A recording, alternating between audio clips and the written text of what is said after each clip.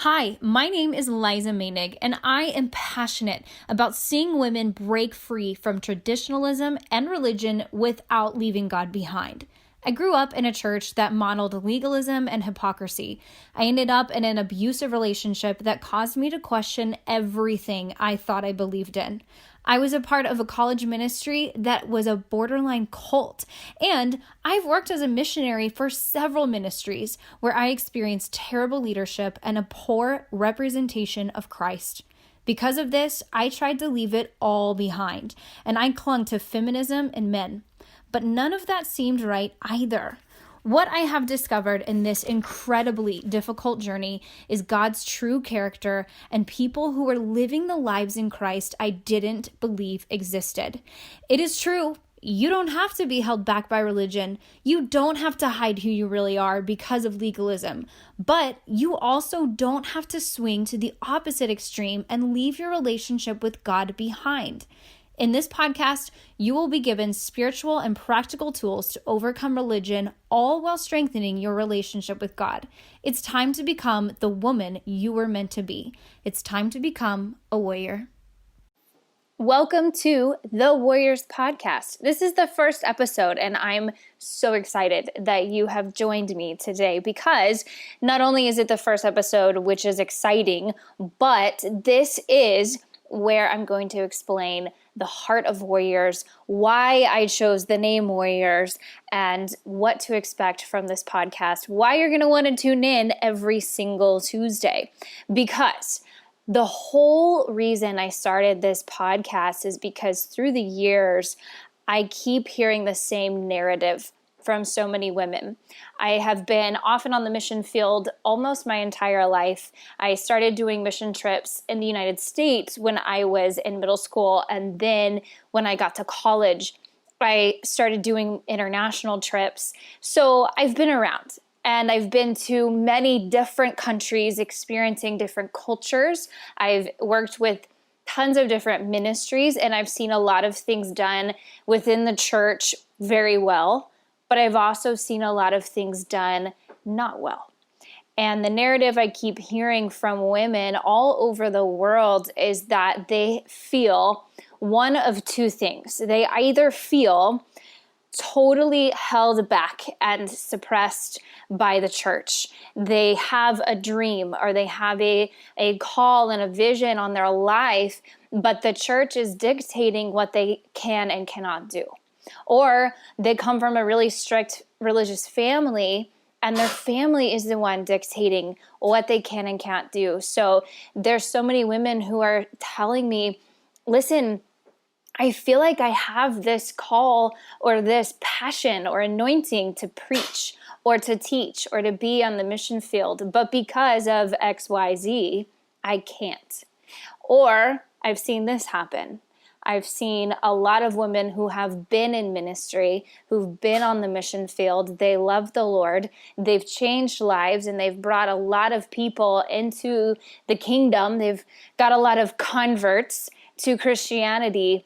But because they've seen religion and legalism at its finest, because so many women have experienced being handled poorly in the church, they've completely walked away.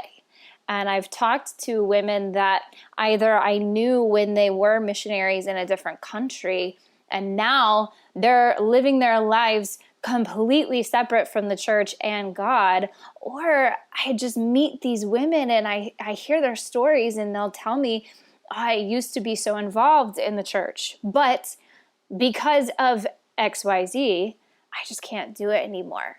And I unfortunately feel like we are losing a lot of strong, powerful women to the world and to feminism. And there is nothing wrong with feminism and what it was meant to be. I strongly believe in feminism, why that movement came to be. I am a very strong, opinionated, feisty personality, as if you don't know me yet, you will come to know that if you keep listening to this podcast. So I don't want to sit here and say that feminism is this horrible thing, but I will say what it is today, in my opinion, is almost embarrassing because it's not biblical at all.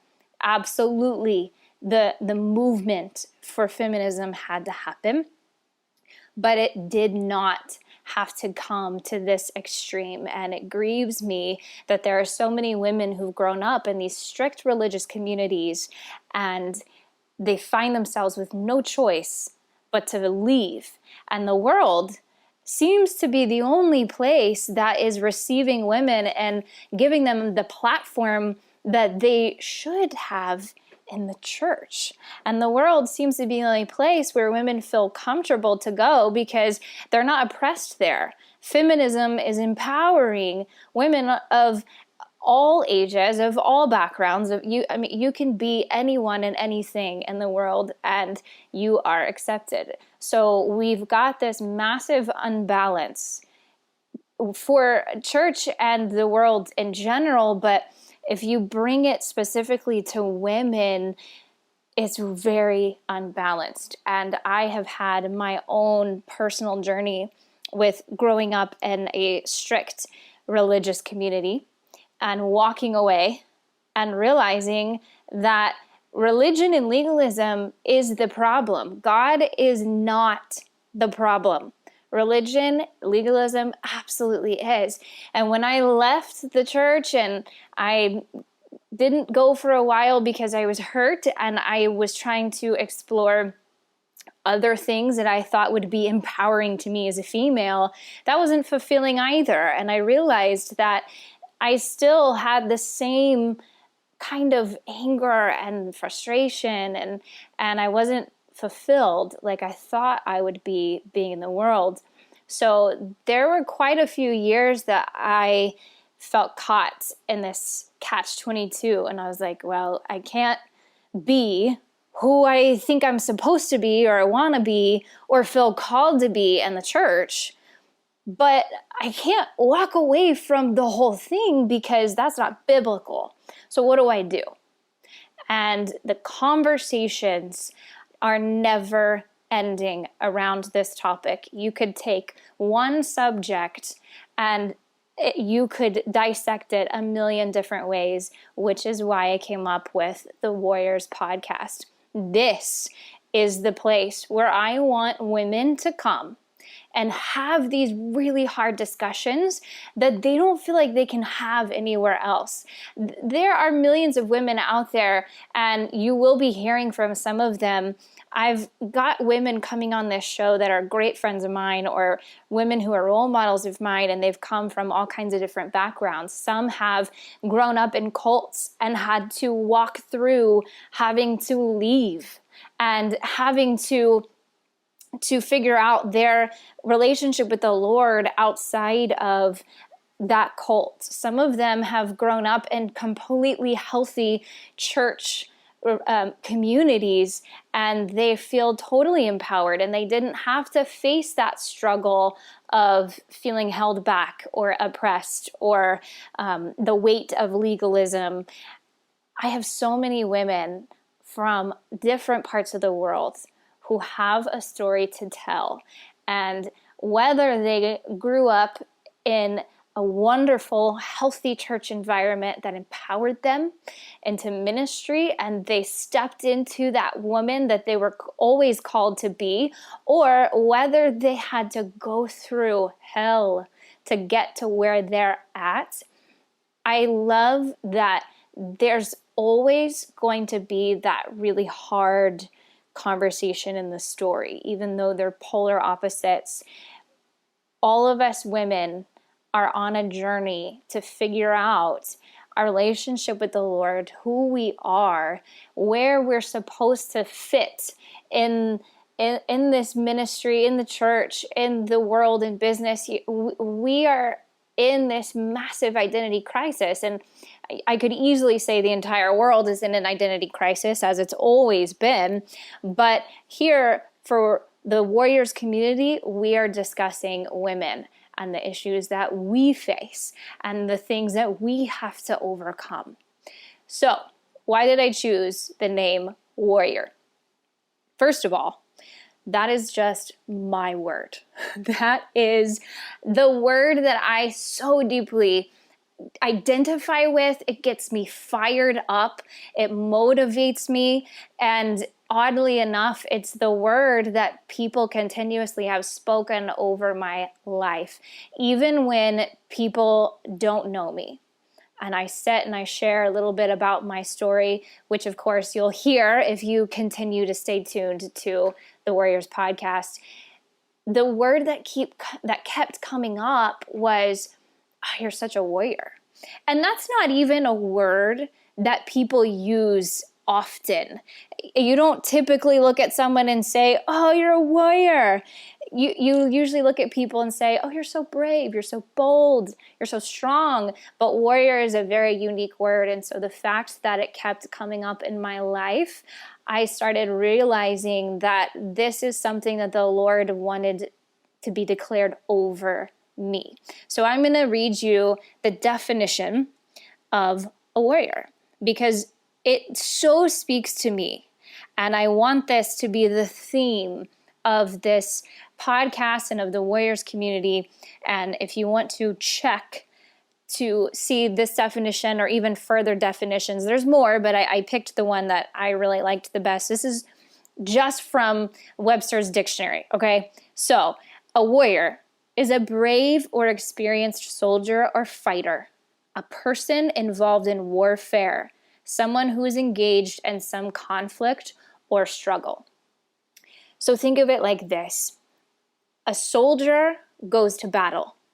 Many soldiers will come out of battle and they will have PTSD. They will have some serious physical injury, and that's real.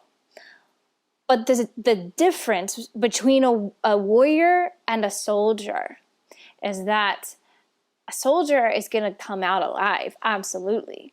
But they might not ever be the same.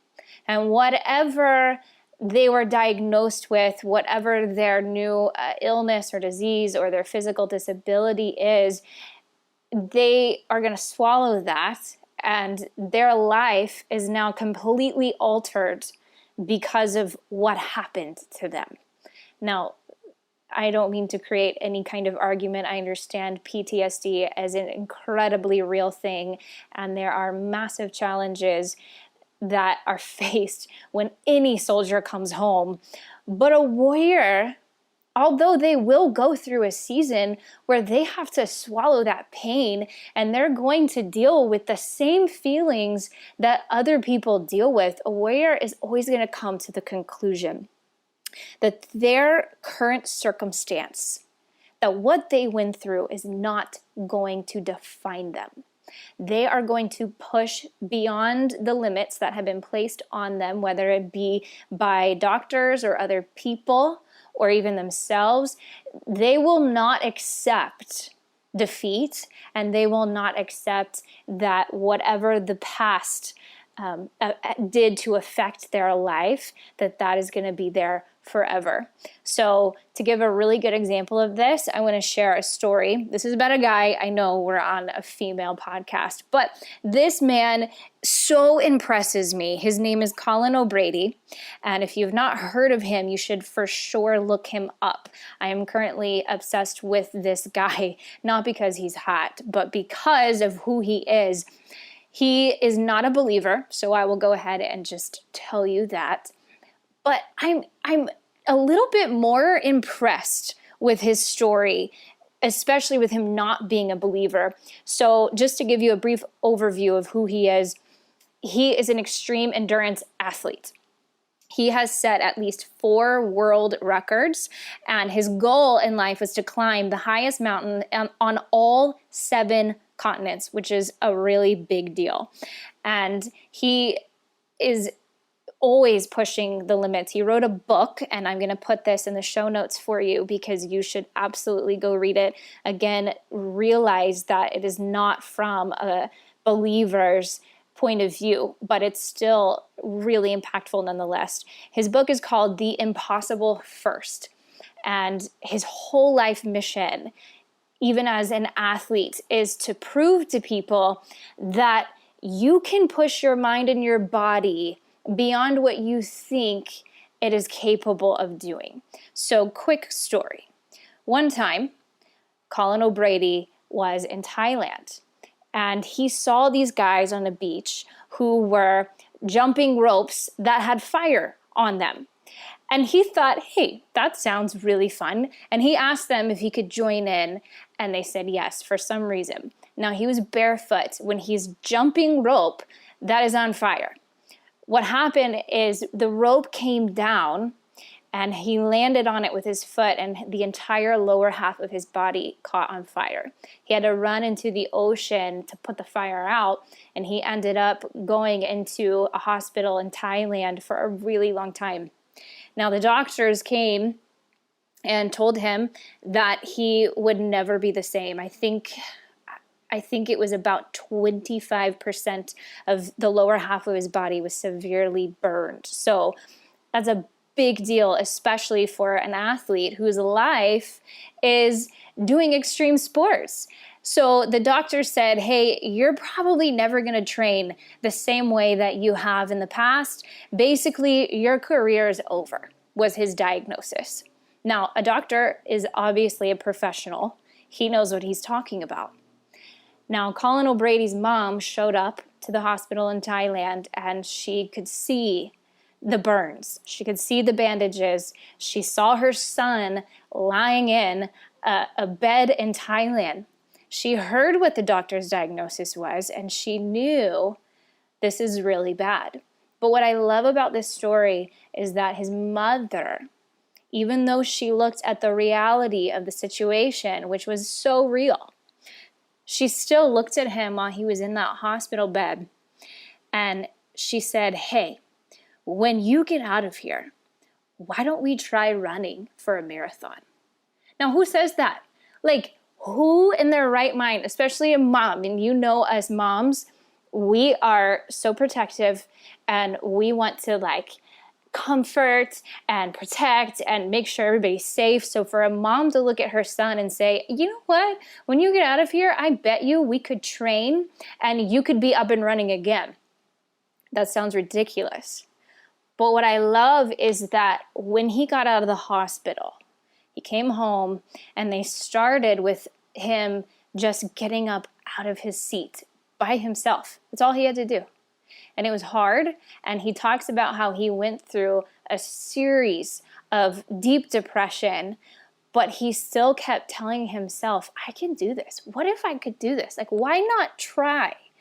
So he spent time just trying to get up and down and up and down from his seat. And eventually he could stand. And then it was, I just need to take a step forward and then another step forward.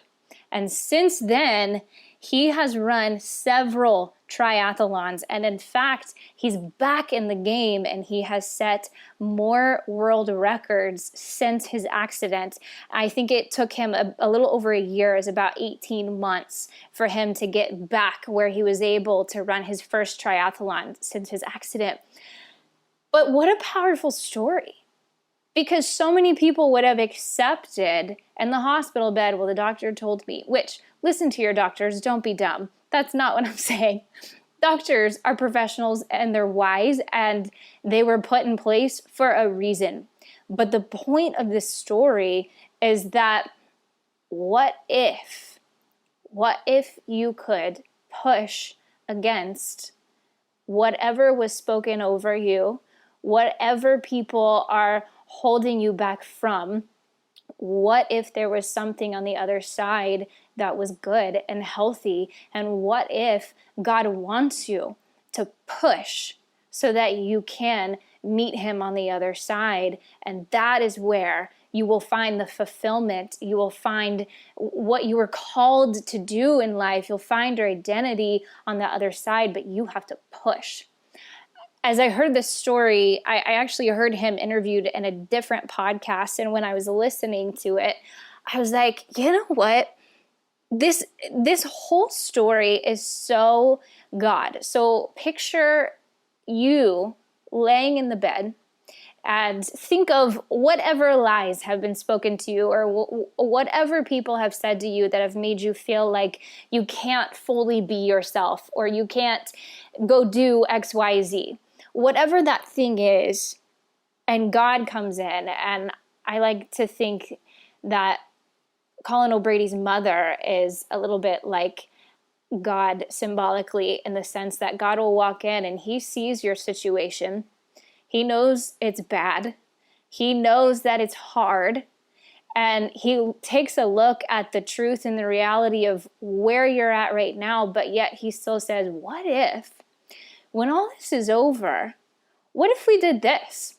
And God is always going to name the thing that sounds the most impossible and the most ridiculous. But what if it's not ridiculous? What if it's not impossible? So that, in my opinion, is such an incredible story of who a warrior is. It's someone that says, you know what, I'm going to defy the odds. I'm going to go do the thing that I think or other people think is impossible, or do the thing that maybe everybody has told me my whole life I can't do or shouldn't do or whatever. But what if that's God? What if? So, warriors is an incredibly valuable word to me, because everything I've been through in my life, I have a lot of reasons to be angry and bitter at the church. I have a lot of reasons to have walked away from the mission field and ministry in general. I have a lot of reasons to hate men and to be a bitter woman. But I chose to push past the reality that I was seeing, and I chose to say, what if this isn't what God intended for me? What if this isn't what God intended for the church, or women on the mission field, women in ministry, women in general? What if there's something beyond the veil and I just need to push? So I've made it my life goal that if God is really who he says he is, and if the Bible is really true, then I'm going to always take a look at whatever my reality is, as much as it sucks and as much as it feels and looks like hell. And I'm going to look at it and I'm going to say, what if? What if God has a different word? What if God says something else about this situation? What if I can push past this really hard thing and there's something on the other side that is better? And I'm going to tell you, I have walked away from a lot of really hard conversations. I've walked away from really oppressive church religion. I've walked away from just craziness in the church, but I've also walked away from craziness in the world. And all it's done is it's deepened my relationship with God, because there is a massive difference between religion and relationship with God. And I don't have it all figured out. I am never going to sit on this podcast and tell you that here I am 100% free of religion and legalism, and I have the best relationship with the Lord. All I want to do is share my process with you, and I want you to have the ability to share your process with others. I want you to be able to connect with other women who have done the thing that you've wanted to do but felt like you can't. I want you to be connected to women who can empower you, or help build the platform that you want or need. Or I want this to be the community, the place where women can find that perfect balance, because we need the church. There is a lot of legalism. There's a lot of religion. There's a lot of bad stuff in the church. We need feminism. We need a movement that is empowering women, because we have been so deeply oppressed. But we do not need the unbiblical version of both of those. Feminism has gotten unbiblical so fast. It's amazing. The church can be unbiblical. So here is where we have those discussions where we get to say, hey, this really sucks. This is hard. I don't agree with this. I don't know what I think or feel about this or that. And we get to challenge each other to ask the hard things, to come to a resolve with the hard things, and to push each other to be that warrior that you were born to be. Because we are all meant to be warriors. We were not meant to shut up and be quiet and just take our place in church on Sunday mornings and go home and be the quiet, passive little wife. That is not your job. We were not meant to be the strong feminist that is going to shove a man aside so that she can take her place. That's not okay either. We were meant, however, to be everything that God created us to be. And I think that in general, we are living so far below what God has intended for the world. But us women, there's such an attack on us to stay silent, to stay down, to stay oppressed. And it is our job to rise up and to push against that in a biblical manner. So, hopefully, that is a good layout for you as to what Warriors is, why I chose the name. It's tattooed on my arm. It's the logo that you see is my tattoo. And it's just the word that I love so deeply, identify with so deeply, that I wanted to share that part of my life and my core values with you, because I hope Warriors becomes a word that you so deeply identify with. I hope that Warriors becomes the word that you wake up in the morning and you can tell yourself, oh, I'm going to be a warrior about this. That sounded so cheesy as I said it, but I mean it. So stay tuned for more episodes. We have a lot to cover here. We have a never-ending conversation about women in the church and feminism. We could do this forever. So definitely subscribe to this channel. Please like this, download it, share with your friends, comment even. I want to hear from you. You can find me on social media. I will put all of my social media in the show notes for you. Please come find me. If you have a question, if you have a comment, send me a private message. I'm open to this. This is what I want from this podcast. Have a good day, and I will see you in the next episode.